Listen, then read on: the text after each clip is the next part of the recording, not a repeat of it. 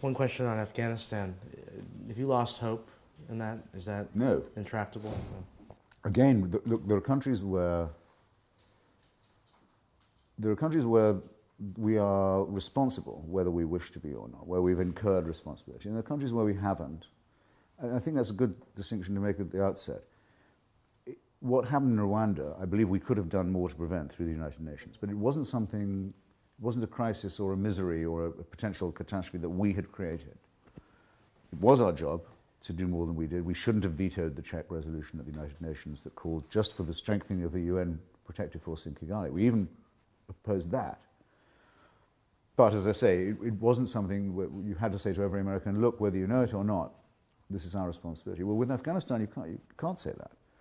Or rather, if you like, you can. I mean, we involved ourselves in the Afghan war against the Soviet Union very deeply. We picked some not very desirable allies at that point, for good reasons of realpolitik, or bad if you want.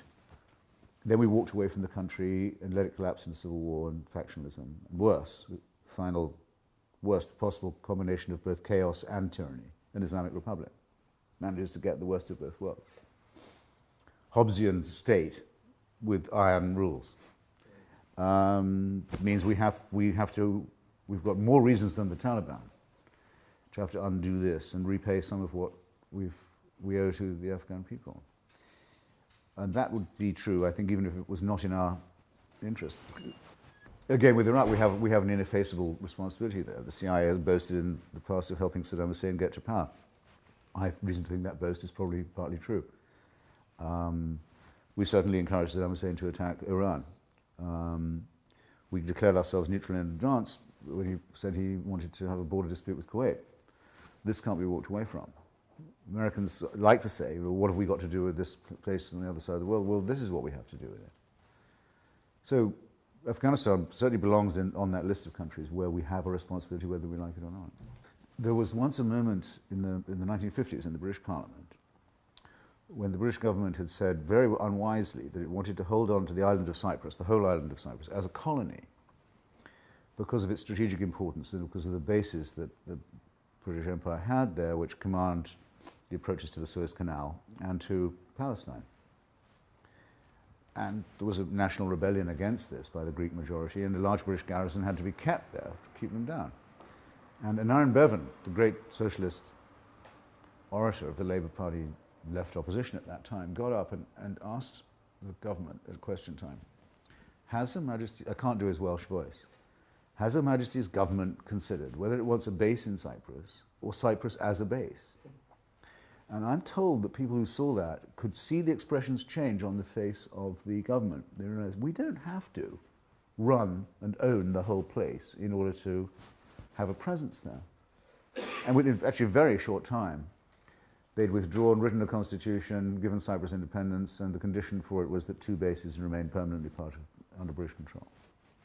Not perfect, but a huge improvement. Well, we don't have to appoint the government of Afghanistan or be responsible for its writ running. There's never been a government of Afghanistan whose writ has run all across the country. I very much doubt there ever will be one. It certainly won't be with the Karzai regime. But it's entirely possible to make life unbearable for the Taliban if we fight more as guerrillas, for example. If they take over an area, we let them run it for a bit. You know what will happen. Apart from anything else, anyone who can leave will, and in our direction. Make their lives impossible. Fight them with subversive tactics. We, among other things, have a very strong interest in continuing to train a cadre of people, as does every other NATO country, who are used to this kind of fighting in these kind of conditions and be able to conduct it very ruthlessly. Because we're going to need it again, a lot. And I think it's important to keep engaged, and if you like, it sounds heartless, keep blooded, because this war is not going to end until one or the other of us has given up. So to use it as a training ground for the smashing and massacre of jihad, to use it as an example of how Afghans could live, especially their women folk, but also their national minorities and religious minorities like the Hazara, Shia, and others, compared to what is offered to them by the supporters of the caliphate. So make that a permanent example. Which part of Afghanistan would you rather live in? And to interdict and destroy their remoter bases by aerial bombardment. Yes, that's something we have to keep on doing. Look, this is a NATO responsibility. backed up by a series of United Nations resolutions. If the Taliban are allowed to declare victory in Afghanistan, it means what? It means they beat the North Atlantic Treaty Organization and the United States and the United Nations in open warfare and can boast about it. Well, that's an outcome that's not thinkable. What role does economics And we can certainly prevent them from doing that. I doubt even now they could take the cities on their own, let alone hold them. I think that's already probably impossible.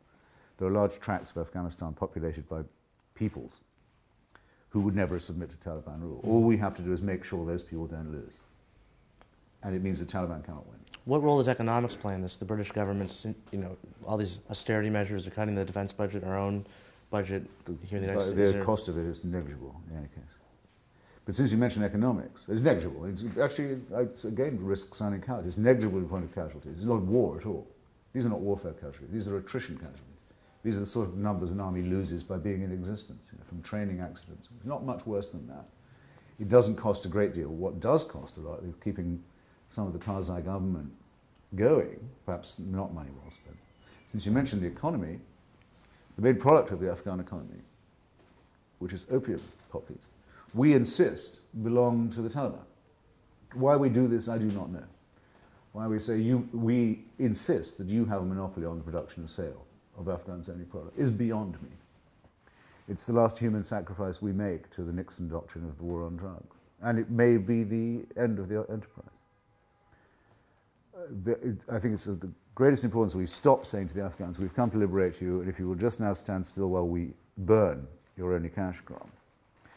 And that since we've noticed that all over the world there's a shortage of painkillers, we'll buy the stuff from you while you learn to grow other things. Of course, we should encourage diversity and make it into analgesics, which we need to do. We already pay the Turks to do this as it is. Why not give the Afghans the contract? There's such a shortage of imagination in considering this as a war of liberation and social transformation, but that's what it could be. As well as what it is, which is a test of will, that we can't lose.